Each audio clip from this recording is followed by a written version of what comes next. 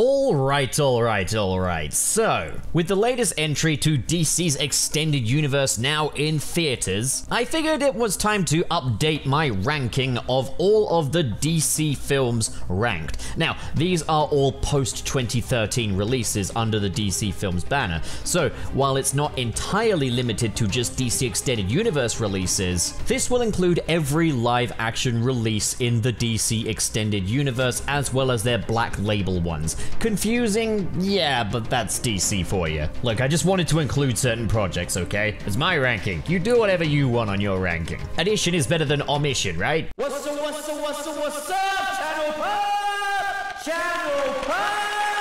I am so excited to share this beautiful, glorious moment of my life with you. 4 years ago, I was at 0 subs, and right now I am reaching 80k subscribers. What's up?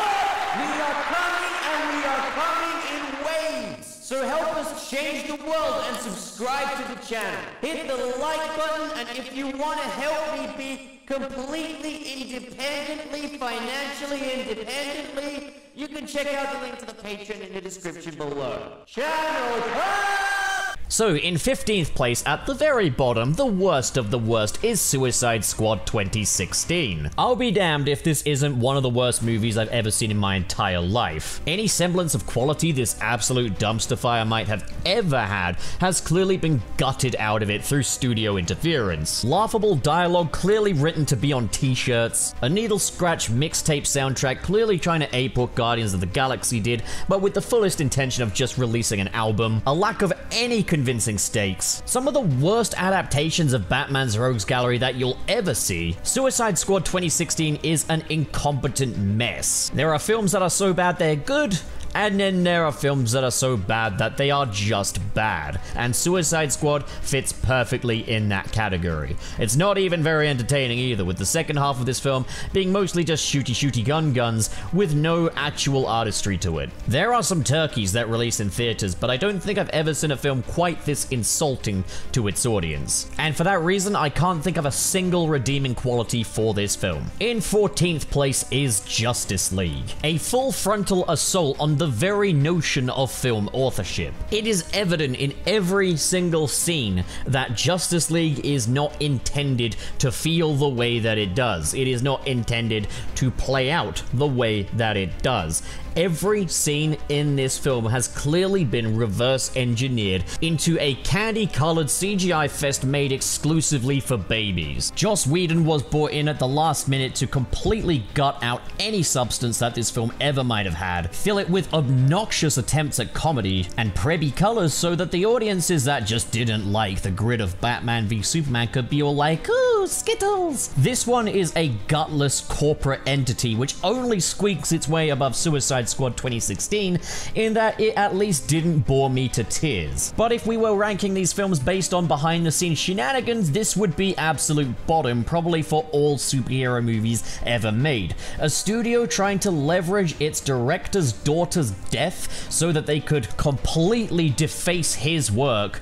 Absolutely beyond disgusting. The only reason this film is not complete bottom place is because the final product just ended a little bit more watchable than the previous one on this list. And this is, at the end of the day, a ranking of the final products and not the process that went into them. In 13th place is Wonder Woman 1984. What the hell is this? Wonder Woman 1984 feels like a course correction from Wonder Woman, a film that the general consensus was that it was pretty good. This is a film that just has me asking why. It feels like it wants to be a Sam Raimi Spider-Man movie, but without any of the attention to detail that made those films feel at least a little bit immersive. This one, you can see the wires and strings pulling these actors about. There is zero attention to detail in the writing here, as this story is built upon contrivances and plot holes. Wonder Woman herself feels like a caricature of what someone that doesn't really know who Wonder Woman thinks Wonder Woman is. And look, intrinsically, Wonder Woman is about girl power. It should be a girl power movie,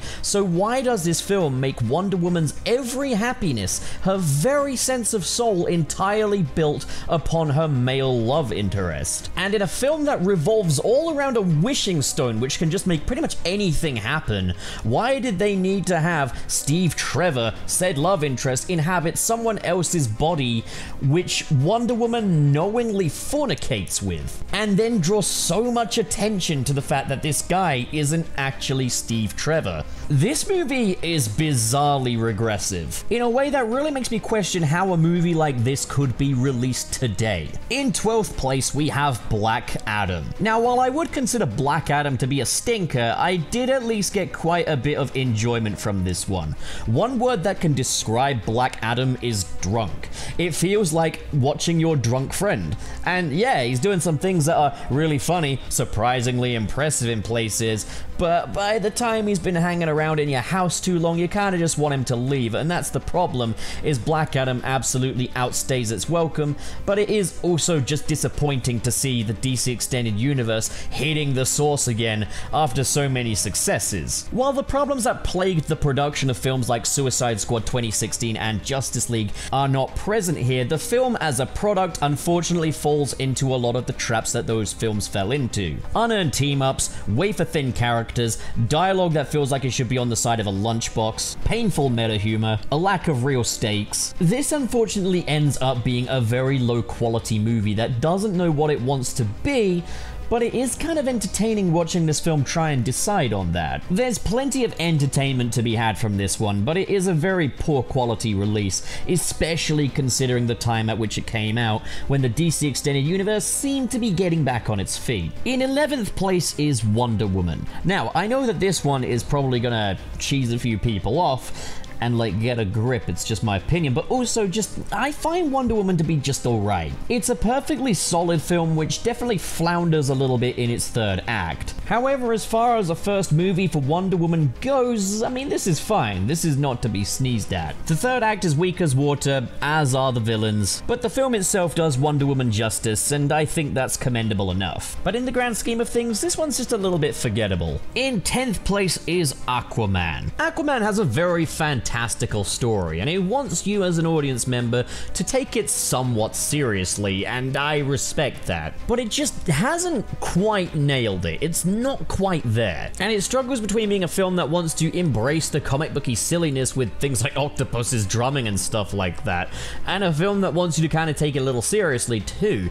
And I think an ideal tone for this one would have been more kind of what Thor Ragnarok did, where it takes it just seriously enough not to have contempt for the source material, but allows its sillier aspects to truly flourish. With that said though, Aquaman does have some visual splendor here, and James Wan is very confident with the action scenes. So if you can get past the desire to smack Amber Heard every time she's on screen, there are good times to be had. This one's just a little overly long though, it does drag a little. In 9th place is Birds of Prey, one that actually surprised me in the grand scheme of things. I must admit, I think I was pretty lukewarm when the film first came out, but I have warmed up to it. It's a slice of life in Gotham City revolving around the character of Harley Quinn. I think she definitely struggles at carrying this movie a little bit, and there's definitely a lot of characters in this that I would have rather have seen fleshed out than Harley Quinn. Yeah, there is such a thing as too much Harley Quinn, and this film doesn't seem to understand that. Although saying that, I really love the Harley Quinn TV series. That's definitely not too much Harley Quinn. But Margot Robbie's very childish Harley Quinn in these films, yeah, that gets old quite fast, and it certainly does in this film. However, Cathy Yan's direction is really solid. The performances in this one are really solid. And the action beats, well, aside from some really bad plot armor and goons that are just not even trying, they do at least look kind of dynamic. Ewan McGregor is a scene stealer as Black Mask. He feels a little wasted in this one, but still, he did a great job, especially given how hard it was to kind of get on board with the idea of this more flamboyant take on the character. In the end, it worked out. Birds of Prey is by no means perfect, but it is a solid movie through and through. In 8th place is Shazam. This film feels very classical. It feels like an old school superhero film which could have come from the early 2000s. And I mean that in a good way. The sense of wonder in the superhero movie subgenre is here in full force. Shazam wasn't necessarily going to be a character that's very easy to adapt, especially considering that kids in movies, yeah, they can be kind of difficult. But I had a lot of fun with this one, and I think Zachary Levi does a really nice job at playing that sort of kid in a grown man's body. I mean, that's kind of what he's known for in many cases, right? There's nothing out and out exceptional about this one, but it is a very well made little film, and is a great starting point for if you want to just get into these films. In 7th place is Joker, and this is a very interesting take on the sort of comic book movie subgenre, as the comic book city of Gotham and all of its inhabitants are treated as homegrown characters for this film and for this story. Everything here is in service of Arthur Fleck as a character. And what you end up is a film that is laser focused on its unreliable narrator, that is Arthur Fleck. It's a film that a little while back I didn't care quite so much for, and I think that was affected by hysteria and overhype, but this is still a pretty well-made project. I think the filmmaking overall is stronger than the script, and I do think there are a few ways they could have taken this further than they did, but on a whole it is a very commendable project. While the writing's pretty good and has his heart in the right place, it's the filmmaking, the music, the cinematography, and the performances that really elevate this one. Joker definitely makes a compelling case for an evolution of the comic book movie, and yeah, it does pretty well. I don't know if I need a Joker sequel, although clearly Warner Brothers doesn't care, but I would absolutely be game for more movies like this. Alright, we're getting into the part of this list where all of these films and projects make me go, ah, hell yeah. Like, everything from here on is like some of the best comic book movies ever made. So, in 6th place is The Suicide Squad. Holy hot damn. I have no idea why Warner Brothers were trying so hard to make Suicide Squad a thing, but this is the movie to do it. A sort of sequel, sort of reboot of the 2016 version, this time directed by James Gunn with a brand new lineup, with some familiar faces in there. While Margot Robbie gets a lot less screen time this time, she gets her best moments as Harley Quinn in this film. However, this one is full of other scene stealers as well, such as Peter Capaldi as the Thinker, David Dastmalchian as the Polka Dot Man, Idris Elba as Bloodsport, John Cena as Peacemaker, and perhaps the biggest surprise is how much I fell in love with the character of Rick Flag, played brilliantly by Joel Kinnaman. Task Force X are back, assembled to take down Starro, an alien wrongfully plucked from space by the Thinker. There's a lot of moving parts to this one, with themes of patriotism as we see the ideologies of Rick Flag and Peacemaker clashing. James Gunn's signature is all over this one. The Suicide Squad is not only everything the 2016 version should have been, it's just fantastic. It is the best version of this idea that we could possibly get right now. This was DC proving for a second time in 2021 that it could have a major glow up. In 5th place is Peacemaker. Yeah, this one's a TV series, not a movie, but I'm counting it. It's a DCEU project. Peacemaker might be one of the best damn comic book TV shows I've ever seen. Now, I don't like to do comparisons, but over the past couple of years, Marvel Studios have released an abundance of TV shows, and Peacemaker wipes the floor with every single one of them. What we have here is a very organic continuation of the Suicide Squad, with Peacemaker getting his own redemption, which was going to be a big ask, but they succeeded with flying colors. And there are a ton of new and familiar faces bolstering this one up, all of which are a lot of fun, once again proving James Gunn does his characters well. As a thematic continuation to the Suicide Squad, Peacemaker does not disappoint. Also, shout out for having one of the best opening titles of any TV show ever made. In 4th place is Man of Steel. The DC Extended Universe exploded onto the scene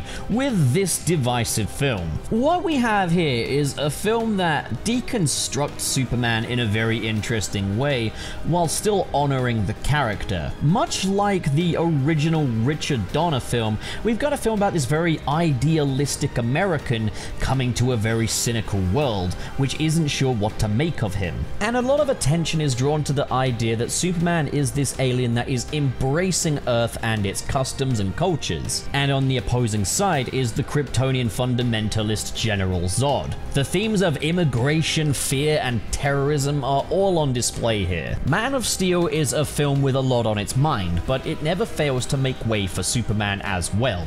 It's a little more understated than its predecessors, with Superman not exactly being the all-smiles Boy Scout that maybe people expected, but he's put to the ultimate test in this one, making this a worthy opening chapter for DC's extended universe, in my opinion. Not everyone's going to agree with that. It's kind of how it works. In third place is Batman v Superman: Dawn of Justice. And I'm only counting the Ultimate Edition here. That's clearly the version we were meant to see. The theatrical cut? Nah, not quite. The themes of fear, the immigrant, the terrorist, they're all brought forward in this one. But now we introduce the manipulative media mogul in Lex Luthor and the easily manipulated now extremist in Batman. It is understandable why people might have disagreed with decisions made with these characters. Ultimately, Batman v Superman: Dawn of Justice is a film about America and America's political landscape, more so than it is about Batman and Superman as characters. But I respect this film as I think it's a little more important than people give it credit for. The tug of war between this being a scathing commentary on American politics and a Batman and Superman film, yeah, the Batman and Superman side of things kind of loses that tug of war. But this is just a damn good film. And the visceral directing of Zack Snyder, teamed with the fantastic cinematography of Larry Fong, yeah, this one is just a pleasure for the senses. In second place is The Batman. Holy crap. God damn it, this movie I am absolutely head over heels in love with. This is a Batman movie through and through. It still has some important messages about the American political system. It still has some things to say about the real world. But this definitely strikes a greater balance between that and being a Batman movie. This is still probably one of the most faithful on-screen adaptations we've ever had of this character and his world. Helped even further by the sheer pedigree of filmmaking here, this film is just chef's kiss. If you wanted to see a comic booky Batman that acts like a detective at long last after all these years, you got him right here. If you've wanted a comic booky Gotham, you've got it right here. And the world building here is fantastic, with the different sides all struggling for power over Gotham. You've got Falcone, you've got the Penguin, and you've got the Riddler, with the good people of this city all hanging in the balance as Batman wages war on the criminal element to bring justice to people like Catwoman. And from the primordial waters that flood Gotham rises a Batman as an emblem of hope. The performances are top-notch, the writing is top-notch, the cinematography is top-notch, the music is top-notch. This film across the board is fantastic. It's a film that I'm just head over heels in love with. And in first place is the crown jewel of the DC Extended Universe, the film that Warner Brothers, for some dumb reason, didn't want us to see. A film that was never meant to be finished, and brought to us by an incredibly vocal crowd, and a director that just had the audacity to carry on. This film is probably one of the biggest passion projects ever to come from a major Hollywood studio. A magnificent 4-hour labor of love. This is Zack Snyder's Justice League. The fact that this film was defaced and turned into the pick that made it almost to the very bottom place is criminal. For starters, the 4-hour runtime probably a little alienating to some, but my god, is it ever justified? It's not completely necessary, but as an exploration of this universe and of these characters, it makes good use of those 4 hours. This one didn't really feel too slow or anything. The pacing is very well maintained, but then we have these characters which are so well realized in this universe. We get to actually spend a lot of time with them. Cyborg is the very heart of this movie. And on the other hand, we got this enlightened Batman, a Batman that has found redemption, has found found his faith again after Superman's noble act at the end of Batman v Superman. All of these character arcs are moving to brighter and better places in this one. And everything that was brilliant about previous films such as Batman v Superman and Man of Steel is all still here as well. Top-notch cinematography, my god, this is one of the most gorgeous movies I've ever seen. A fantastic score by Junkie XL. Excellent casting choices. Everyone here is fantastic. Ben Affleck as Batman is at his absolute best. Henry Cavill back as Superman is wonderful. Gal Gadot's Wonder Woman feels the most fierce she's ever felt in this one. Ezra Miller as the Flash, we'll talk about that one later. Jason Momoa is playing a much more mature Aquaman in this one than he played in the Justice League 2017 release and his own solo film. This is the most well-rounded version of this character. And Ray Fisher, again, just a powerhouse in the role as Cyborg. This isn't just a Justice League film, it is a 4-hour exploration of the DC universe, yet at the same time, it manages to stay pretty well focused on the threat at hand, which is Steppenwolf, a really strong, really compelling antagonist for this film, who's doing what he's gotta do for basically his own survival. And the action is every bit as epic and as visceral as it was before. In one word, this film is magnificent. Zack Snyder's Justice League is the ultimate DC experience. If the tug of war between a film about the real world and a film about the superheroes was a little imbalanced in Batman v Superman: Dawn of Justice and Man of Steel, here the superheroes absolutely win this one. The DC universe is at the absolute forefront. It's a fantastical adventure, yet it still feels grounded and immersive, which makes Zack Snyder's Justice League, for me, up there with Spider-Man 2 in being one of the greatest comic book movies of all time. Now, of course, this is all just my own opinion, so why don't you drop your own opinions in the comments section below? The floor is absolutely yours. It's gotta be said, the DC Extended Universe is a film with a lot of very low points, and the lows are really, really like Crime Against Cinema low. But the highs are something truly special here, and I think the good absolutely outweighs the bad. I think what the DC Extended Universe has going for it the most is that they kind of allow the directors to have authorship over their projects. For the most part. The bad ones are the ones where they've clearly gone the opposite direction. It's almost like there's 3 separate categories of like DC film in this list. There's like the Crime Against Cinema ones like Justice League 2017 and Suicide Squad 2016. There's the bless them they tried ones like say Black Adam, and then there's just the absolute god tier amazing beyond pedigree ones like the Suicide Squad and the Snyder Cut. There is like a vast chasm of quality here, but on a whole, the highs are very, very, very high. So yeah, that's where I'm gonna leave it now. The floor is now yours. Talk about it in the comments below. And now I'm about to get eaten by a giant skeleton, which is a skeleton of fun.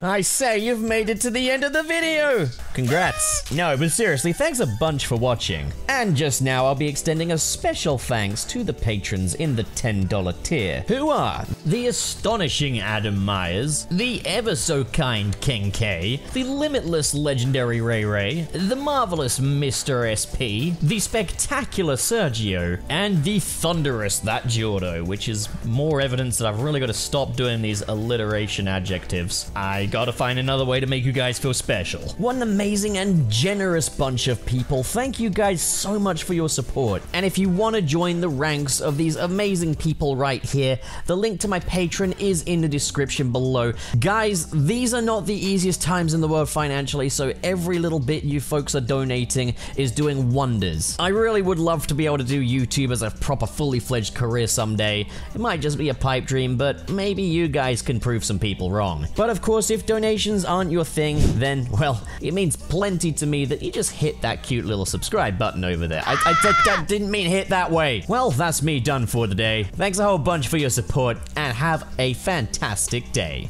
I'm gonna see you so soon.